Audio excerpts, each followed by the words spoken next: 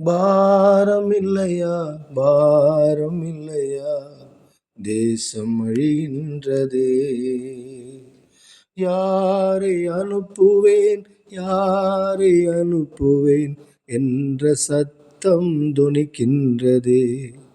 கிருபை வாசல் அடைகிறதே, நியாய தீர்ப்பு நெருங்கிடுதே.